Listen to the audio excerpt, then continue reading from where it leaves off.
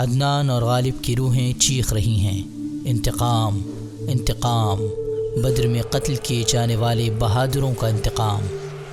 قریش جب انتقام کے لیے نکلتے ہیں تو آسمان لرز جاتا ہے، زمین کی تنابیں کانپنے لگتی ہیں، دشمن ان کے انتقام کی تاب نہیں لا سکتا۔ ناظرین، عرب کے شاعر قریشیوں کو ان جیسے اشعاروں کے ذریعے اکسا رہے تھے، اور قریش انتقام کے نشے سے سرشار تھے ہی۔ ان رجزیہ اشعار نے قریش کے انتقام کی آگ کو اور بھڑکا دیا۔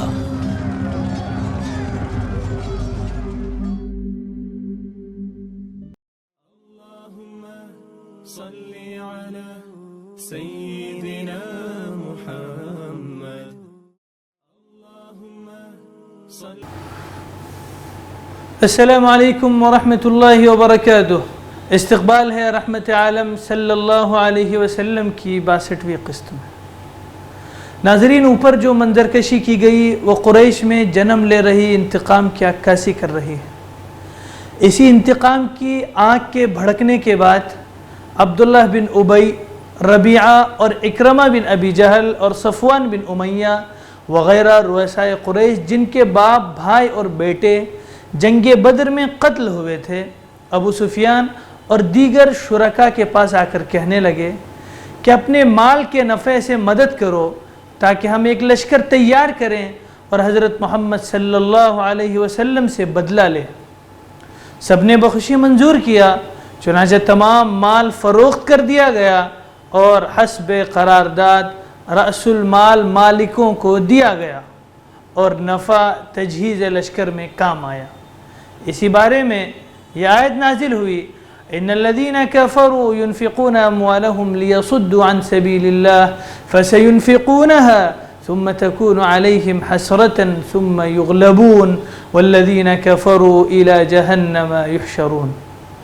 یعنی جو لوگ کافر ہیں خرچ کرتے ہیں اپنے مال تاکہ روکیں اللہ کی راہ سے، سو ابھی اور خرچ کریں گے، پھر آخر ہوگا ان پر پچھتاوا، پھر آخر وہ مغلوب ہوں گے، اور جو کافر ہیں دوزخ کو ہانکے جائیں گے۔ پھر انہوں نے رضاکارانہ جنگی خدمات کا دروازہ کھول دیا۔ جو احابیش، کنانہ اور اہل تہامہ مسلمانوں کے خلاف جنگ میں شریک ہونا چاہیں، وہ قریش کے جھنڈے تلے جمع ہو جائیں۔ انہوں نے اس مقصد کے لیے ترغیب و تحریض کی مختلف صورتیں بھی اختیار کی، یہاں تک کہ ابو عزہ شاعر جو جنگ بدر میں قید ہوا تھا، جس کو رسول اللہ صلی اللہ علیہ وسلم نے یہ عہد لے کر کہ اب وہ آپ صلی اللہ علیہ وسلم کے خلاف کبھی نہ اٹھے گا، از راہ احسان یعنی اس پر احسان کرتے ہوئے بلا کسی فدیے کو اس سے لیے ہوئے چھوڑ دیا تھا، اسے صفوان ابن امیہ نے ابھارا کہ وہ قبائل کو مسلمانوں کے خلاف بھڑکانے کا کام کرے، اور اس سے یہ عہد کیا کہ اگر وہ لڑائی سے بچ کر زندہ سلامت واپس آ گیا تو اسے مالا مال کر دے گا، ورنہ اس کی لڑکیوں کی کفالت کرے گا۔ چنانچہ ابو عزہ نے رسول اللہ صلی اللہ علیہ وسلم سے کیے ہوئے عہد و پیمان کو پسے پش ڈال کر جذبات غیرت و حمیت کو شعلہ زن کرنے والے اشعار کے ذریعے قبائل کو بھڑکانا شروع کر دیا۔ اسی طرح قریش نے ایک اور شاعر مصافع بن عبد مناف جہمی کو اس مہم کے لیے تیار کیا۔ ادھر ابو سفیان نے غزوہ سویق سے ناکام و نامراد بلکہ سامان رسد کی ایک بہت بڑی مقدار سے ہاتھ دھو کر واپس آنے کے بعد مسلمانوں کے خلاف لوگوں کو ابھارنے اور بھڑکانے میں کچھ زیادہ ہی سرگرمی دکھائی۔ چنانچہ سال پورا ہوتے ہوتے قریش کی تیاری مکمل ہو گئی۔ ان کے اپنے افراد کے علاوہ ان کے حلیفوں کو ملا کر مجموعی طور پر کل 3000 فوج تیار ہوئی۔ قائدین قریش کی رائے ہوئی کہ اپنے ساتھ عورتیں بھی لے چلیں تاکہ حرمت و ناموس کی حفاظت کا احساس کچھ زیادہ ہی جذبہ جان کی بازی لگانے کے ساتھ ساتھ لڑنے کا سبب بھی بنے۔ لہذا اس لشکر میں ان کی عورتیں بھی شامل ہوئی، جن کی تعداد 15 تھی۔ سواری و باربرداری کے لیے 3000 اونٹ تھے اور رسالے کے لیے 200 گھوڑے۔ ان گھوڑوں کو تازہ دم رکھنے کے لیے انہیں پورے راستے بازو میں لے جایا گیا، یعنی ان پر سواری نہیں کی گئی۔ حفاظتی ہتھیاروں میں 700 زرہیں تھی۔ حضرت حمزہ نے ہند کے باپ عتبہ کو بدر میں قتل کیا تھا۔ جبیر بن مطعم کا چچا بھی حمزہ کے ہاتھ سے مارا گیا تھا۔ اس بنا پر ہند نے وحشی کو، جو جبیر کا غلام اور حربہ اندازی یعنی نیزہ پھینکنے میں کمال رکھتا تھا، حضرت حمزہ رضی اللہ عنہ کے قتل پر آمادہ کیا، اور یہ اقرار ہوا کہ اس کارگزاری کے صلے میں وہ آزاد کر دیا جائے گا، یعنی اگر وہ یہ کام کر دے گا تو اسے آزاد کیا جائے گا۔ ابو سفیان کو پورے لشکر کا سپہ سالار یعنی چیف کمانڈر مقرر کیا گیا۔ رسالے کی کمان خالد بن ولید کو دی گئی اور اکرمہ بن ابی جہل کو ان کا معاون بنایا گیا۔ پرچم مقررہ دستور کے مطابق قبیلہ بنو عبد الدار کے ہاتھ میں دیا گیا۔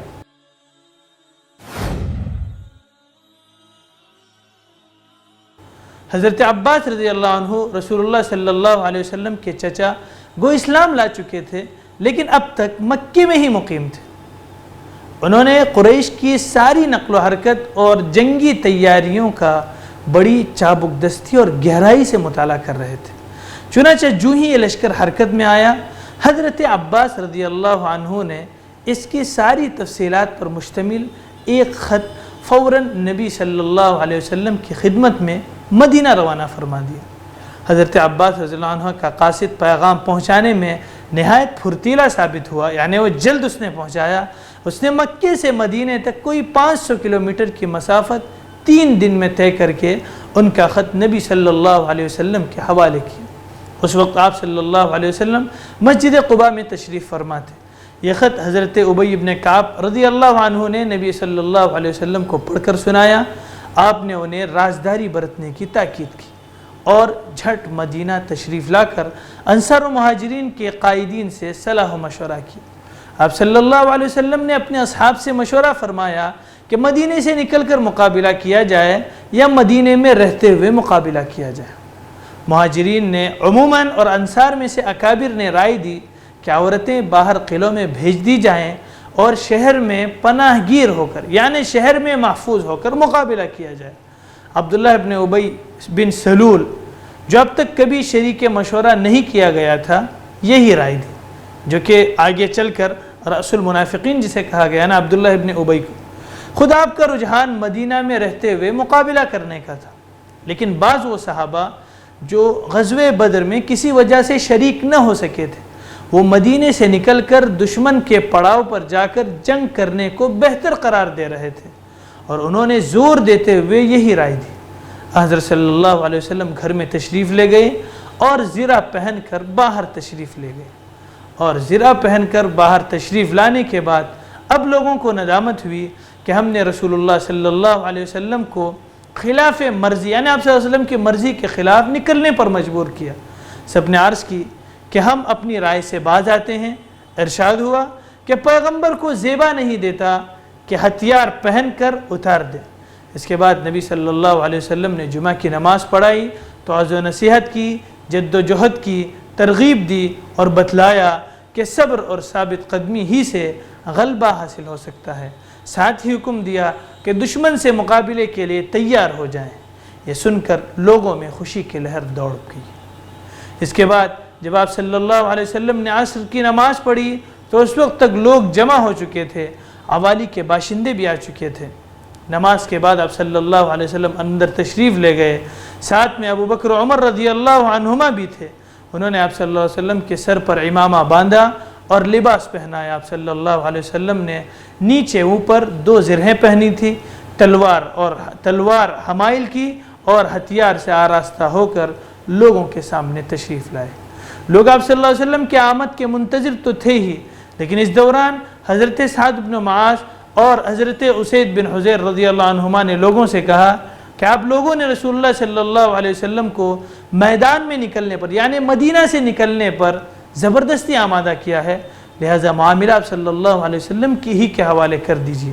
یہ سن کر سب لوگوں نے ندامت محسوس کی، اور جب آپ صلی اللہ علیہ وسلم باہر تشریف لائے تو آپ صلی اللہ علیہ وسلم سے عرض کیا کہ یا رسول اللہ، ہمیں آپ کی مخالفت نہیں کرنی چاہیے تھی، آپ صلی اللہ علیہ وسلم کو جو پسند ہو وہی کیجیے۔ اگر آپ صلی اللہ علیہ وسلم کو یہ پسند ہے کہ مدینے میں رہے تو آپ صلی اللہ علیہ وسلم ایسا ہی کیجئے۔ رسول اللہ صلی اللہ علیہ وسلم نے فرمایا کوئی نبی جب اپنا ہتھیار پہن لے تو مناسب نہیں کہ اسے اتارے تاکہ اللہ اس کے درمیان اور اس کے دشمن کے درمیان فیصلہ فرما دے۔ اس کے بعد نبی کریم صلی اللہ علیہ وسلم نے لشکر کو 3 حصوں میں تقسیم فرمایا۔ مہاجرین کا دستہ جس کا پرچم حضرت مصعب ابن عمیر کو عطا کیا گیا، قبیلہ اوس یعنی انصار کا دستہ، قبیلہ اوس میں سے انصار کا دستہ جس کا علم حضرت اسید بن حضیر کو عطا فرمایا، قبیلہ خزرج انصار کا دستہ جس کا علم حباب ابن منذر کو عطا فرمایا۔ پورا لشکر 1000 مردان جنگ پر مشتمل تھا، جن میں 100 زرہ پوش یعنی 100 لوگ وہ تھے جو مکمل زرہ پہنے ہوئے تھے اور 50 شہ سوار تھے۔ اللہ کے نبی صلی اللہ علیہ وسلم نے حضرت ابن ام مکتوم کو اس کام پر مقرر فرمایا کہ وہ مدینے کے اندر رہ جانے والے لوگوں کو نماز پڑھائیں گے، یعنی ان کے ذمے کام دیا کہ وہ جو لوگ مدینے میں اب ہیں ان کو وہ نماز پڑھائیں گے۔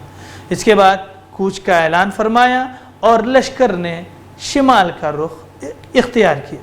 حضرت سعد بن معاذ اور سعد بن عبادہ رضی اللہ عنہما نے زرہ پہنے نبی صلی اللہ علیہ وسلم کے آگے چل رہے تھے۔